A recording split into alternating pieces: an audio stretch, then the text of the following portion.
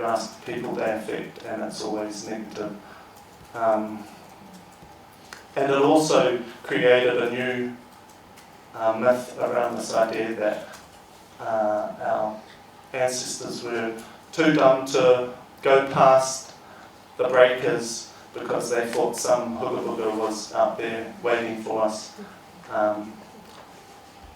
off the coast of some mysterious place that they talk about being around Tonga, Samoa. So the kōrero around that is around the time of Christ, where there was, 3,000 years ago, until the time of Christ, where there was no more westward migration of our tupuna into the places like Tahiti or the Marquesas. However, if you look at a map, which many people have seen, you'll see the distance between Tahiti and Tonga or Samoa is greatly increased compared to the distance between Fiji and Vanuatu and islands like that if you go continue towards Taiwan. So from my voyaging experiences, what we've hypothesized is that instead these voyages, because they were of greater distance, was that our tupuna were exploring the vast expanse slowly and increasing their voyage every time they went out until they reached the, I think it's 15,000 kilometre or 1,500 mile mark, where they landed in the Marquesas 1,000 years later at the turn of, around the birth of Christ. 1,000 years later, we ended up in Aotearoa, which is around the same time that Eric the Red, does anyone know who he was? The great Norse sailor discovered Greenland by being blown, of course, between on his way to Norway. From Norway to Iceland. And it's interesting, I bring that up because it's interesting that a lot of the theories that Pākehā around our migration of the Pacific have actually applied to some of the stories where they hold in great reverence.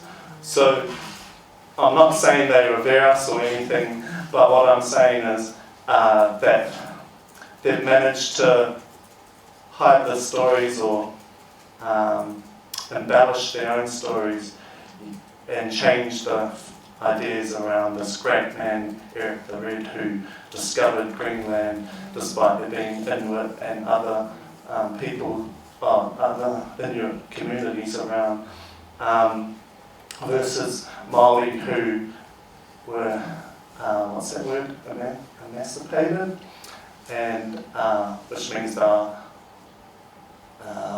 like that picture, that Goldie and Steele. Emaciated, sorry. Emaciated. What's the word? Emaciated. Meaning they're starving, hungry, and we're so relieved at this side of land that they,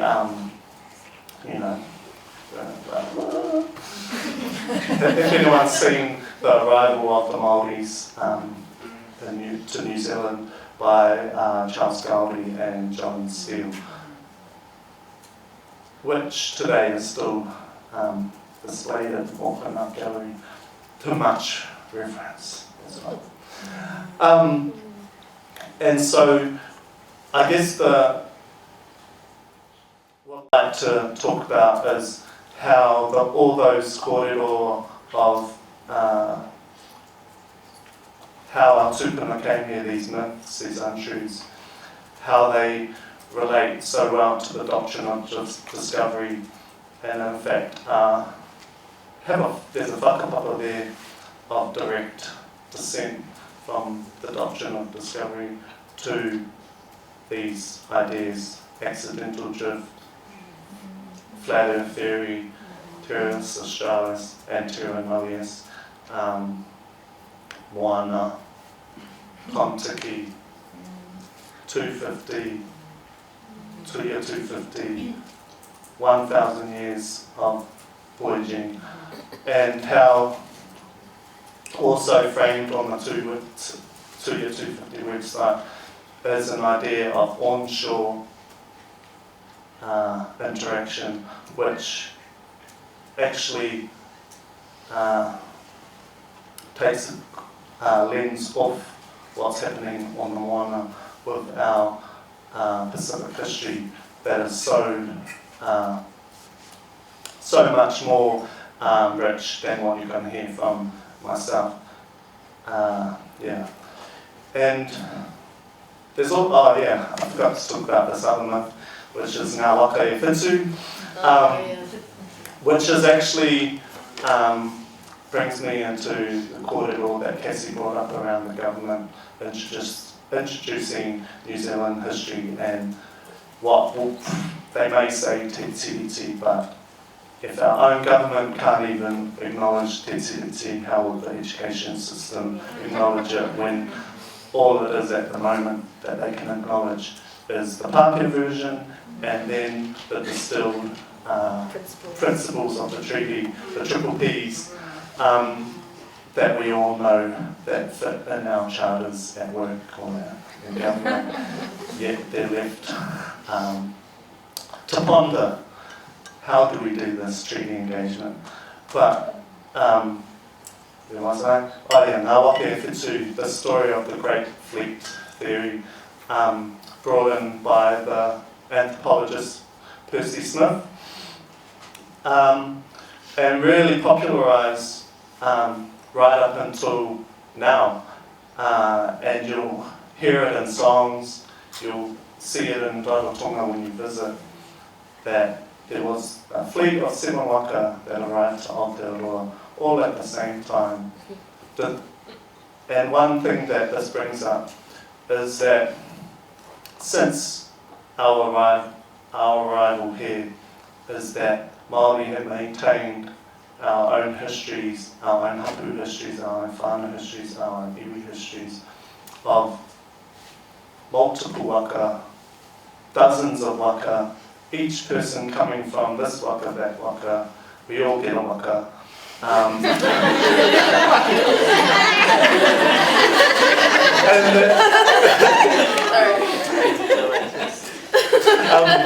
And these waka aren't just the 7 that we name in our songs or name during a Māori history class. And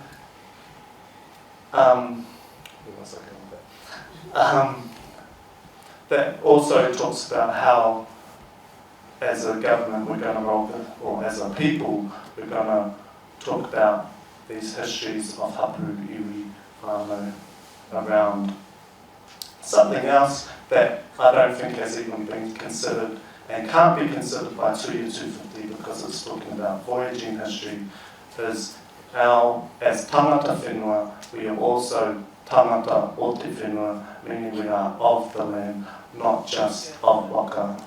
And so that's a missing conversation in our thing, and as a voyager, I love talking about voyaging all day, every day, but we can't tell that story and at the same time dismiss our kōrero of, for myself, Pānia, Te Mata, Hine, Kōhunu Rākau, our maunga who married and begat us, our taniwha, Pānia, who begat us, our tupuna mahu who begat us. And so when, and I'm sure Tina and I'm sure Emalani will probably be able to share their own kōrero about which tupuna maunga, which whenua, which awa, which whatever repo produced the people of that land,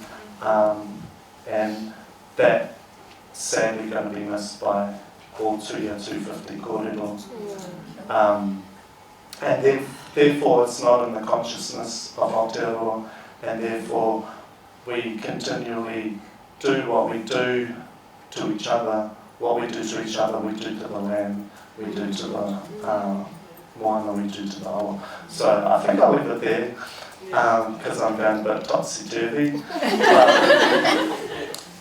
Yeah, I think I'll leave it there, but just saying that all of these kōrero need to be taken in the context of our own history, and when we forget our history, we take on the history of others, and that is especially true for Pākehā, is that Pākehā, you need to know your history so that you can stand true in yourself and stand true to your ancestors, your tupuna, your tūranga waiwai, so that you don't get absorbed by the colonial history of this country. Kia ora.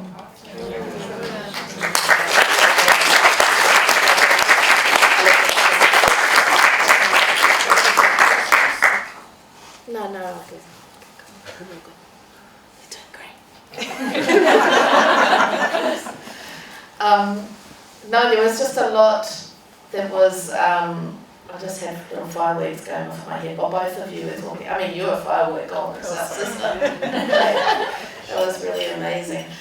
But also, yeah, and we have our own stories of coming out of this land. You know, I come from Pohatu. Pohatu is of the stone people of this, and we have our own, you know, oral histories and oral narratives that place us here before waka, and also place us within a deeply embedded relationship with these places and spaces. And if you go, it's really important also that we link this to the recent announcement about history. The history curriculum, and I can't agree enough with the concerns that Tāwhana raises. If you have a look at the Tuia 250, Tuia Matauranga curriculum around voyaging, the core principle that whole curriculum has a map, and at the centre of that map is the core principle. Everybody in Aotearoa came here on a boat. And that is a line that has consistently been used to delegitimise our indigeneity here in this land. For that to be used as the core principle for a national curriculum, which is the most insidious way because it operates on the most vulnerable minds across the nation. For that to be the core principle and core discussion around voyaging for this Tuia Matauranga, there's this whole idea and concept that flows from it around Polynesian navigation and British maritime heritage. They're just two sides of the same coin. And all of these things, importantly, all of these things are done, you know, there's a purpose to it, right? There's a purpose. History is rarely about the accurate recounting of events. It's deeply political. Columbus never landed on Turtle Island. It was deeply political, the reasons why that survived so long and was embedded right through the curriculums.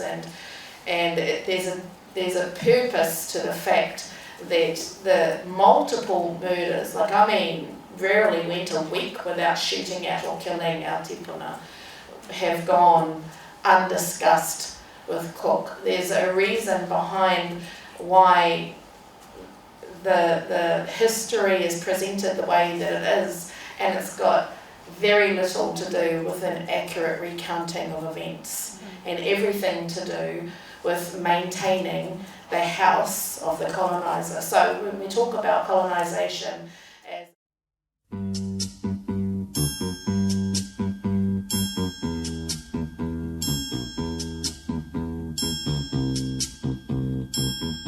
be around so